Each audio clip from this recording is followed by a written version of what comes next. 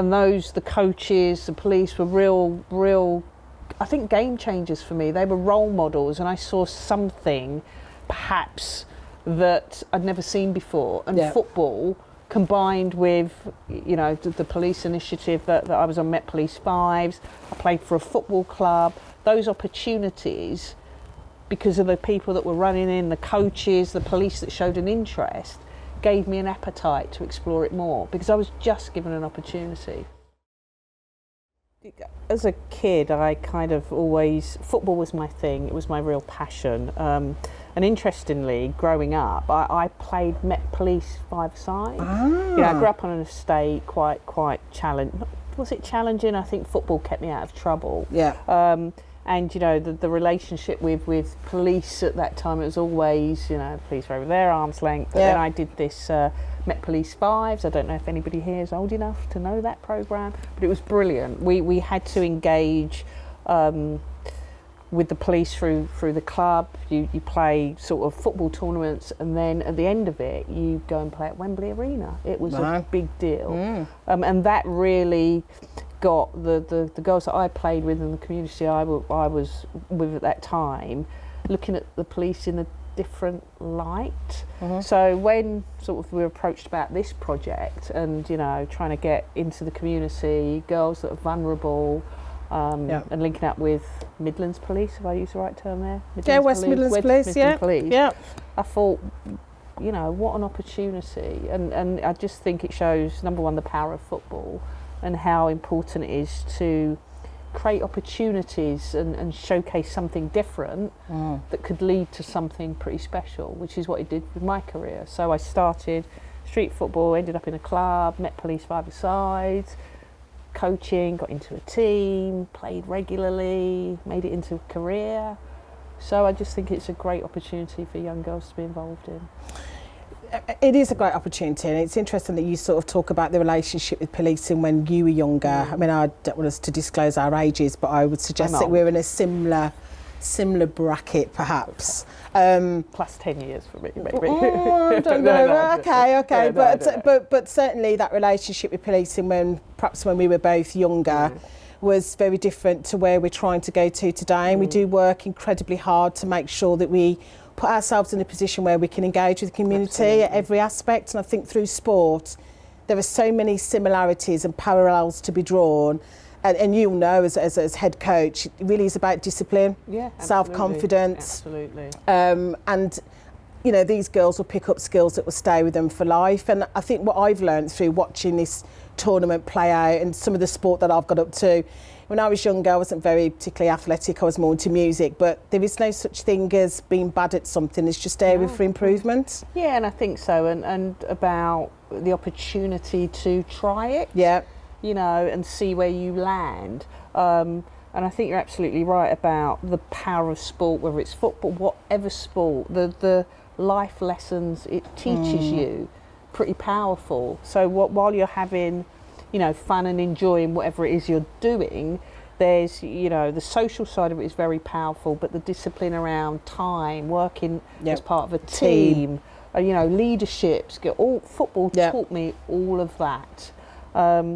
So to bring it together with the programme that's being run and we're engaged in that, I just look at the opportunities that maybe some of these girls could have, not just in this tournament, but it could lead beyond, whether it's, you know, going to play for a club, whatever the exit routes might be, whether it's coming to play for Birmingham City Women, whether it leads into coaching, refereeing, or administration. There are so many different opportunities in sport.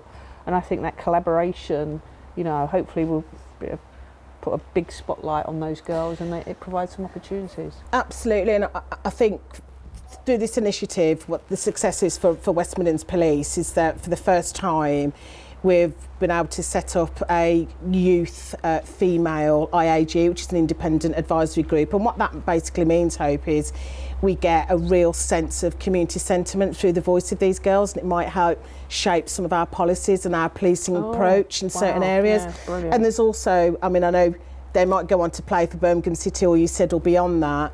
The hope from West Midlands Police is that they'll consider a career in policing as well, because we think the skills that you've been able to cultivate on the pitch are transferable, and they can happily continue a career in sport if they join policing. We've got a fairly extensive supporting regime in policing, so I think it's been a huge success. Yeah, and you know, I would advocate for that, because a lot of the girls that I grew up playing with, I know quite a few that ended up becoming police officers. Okay. So that's real, and that is not made up. Yep. So the fact that there could be opportunity, I think it just allows, this sort of scheme allows, I don't know, your eyes to be opened a little bit broader than where they perhaps are now or were at the beginning of this journey. And then they interact with the coaches, yourselves. And I think that's really inspirational. And quite often, you know, you see people like yourself, that's another inspiration. And it is about the opportunities they're given, and hopefully they'll grab it and they go on. And I think it allows, you know, you're saying this group's that's set up that allows them to have a voice. I think the most important thing is that they feel safe enough to have a voice, because they'll then be supported, and then it, you know, really adds value to them, and you'll suddenly see these kids grow. I think it's fantastic. It is phenomenal. I know some of the partnership team from Westminster Police have really enjoyed coming in and speaking to the girls on a very one-to-one basis, and sometimes we don't always get that opportunity. And first impressions can have a lasting impression. And some of our young people across West Midlands and Birmingham in particular, their first interaction with somebody from a professional background isn't always in the best of circumstances, and it can leave scars. So this is a great opportunity for us to set our stall out and talk about career in policing, but also be those critical friends for them. And I'm sure your coaching staff have given them some self-esteem, some confidence to just be some great citizens. Yeah, I think so. I think you know, sport does that, doesn't it? I think it's a different space, you know, you're with like-minded people, and just about growing confidence and having the reassurance of somebody around them that perhaps cares in a more positive way. And, you know, the sport and the policing, I think it's a match made in heaven. Perfect. What's so phenomenal about this sort of scheme, Hope, is that we've been able to go into the heart of some of our most socially deprived areas in the West Midlands and identify that talent in the form of some of our young women and give them an opportunity that's been quite phenomenal. I mean, I don't know what your view is or how you see talent being cultivated from sort of some of our most socially deprived areas. Yeah, well, you know, I grew up in a socially deprived area in a city. And again, it was about those opportunities, police coming into you know, my area where I was from, and those people then became, I think you might have said it, a critical friend. Coaches came in, and they were real. I mean, don't get me wrong, I was a good kid, but I was never exposed to anything like that. And the coaches, the police were real.